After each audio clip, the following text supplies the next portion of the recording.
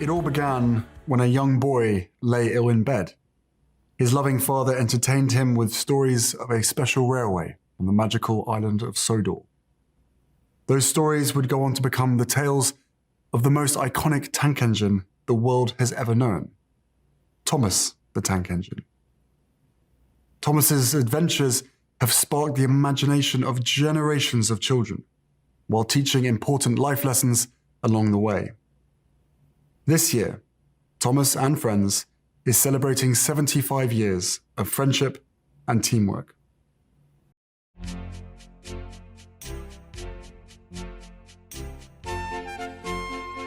On the 12th of May, 1945, the Reverend Wilbur Awdry released the first volume of the Railway series books, The 3 Railway Engines.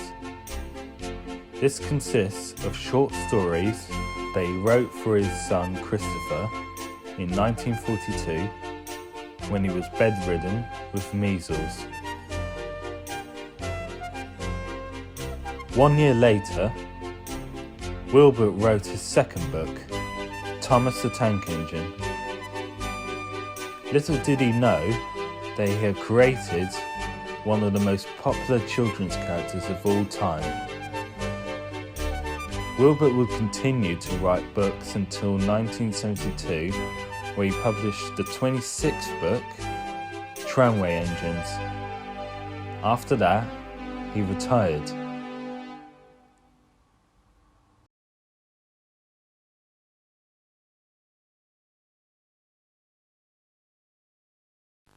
The stories of Thomas the Tank Engine and Friends. Take it away, boys. In 1984, Britt Allcroft adapted these books into a television series, Thomas the Tank Engine and Friends. Since then, the popularity of the Sodor engines has grown.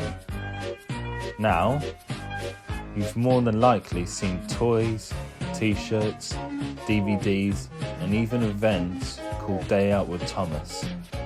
There are a lot of people that grew up watching Thomas, including myself. So, to celebrate Thomas's 75th anniversary, this is my journey with Thomas the Tank Engine.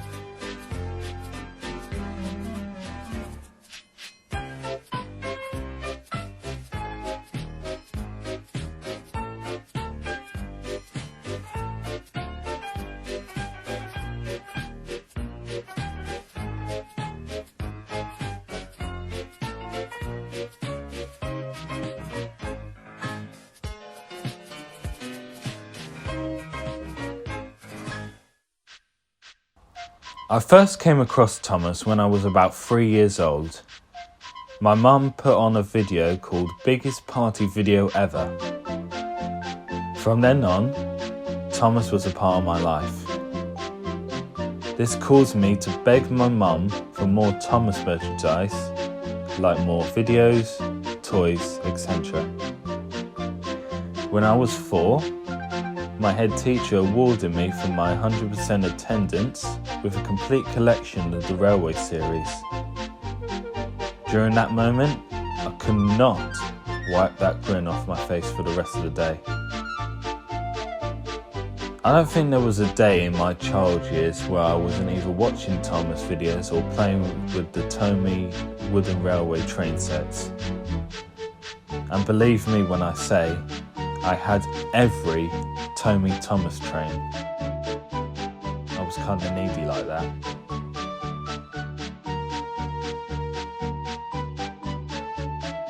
My fandom grew on the day I went to a Day Out with Thomas event when I was 8 years old.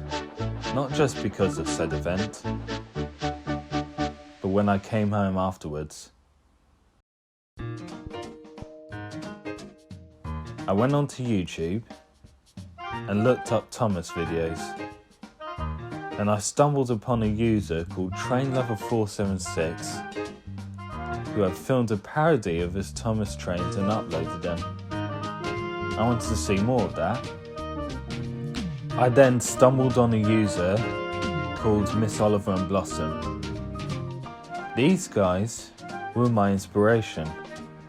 along with Diesel D199, Trainboy 7, Skulls Productions, Combine Harvester 01, and Captain Punjab, just to name a few.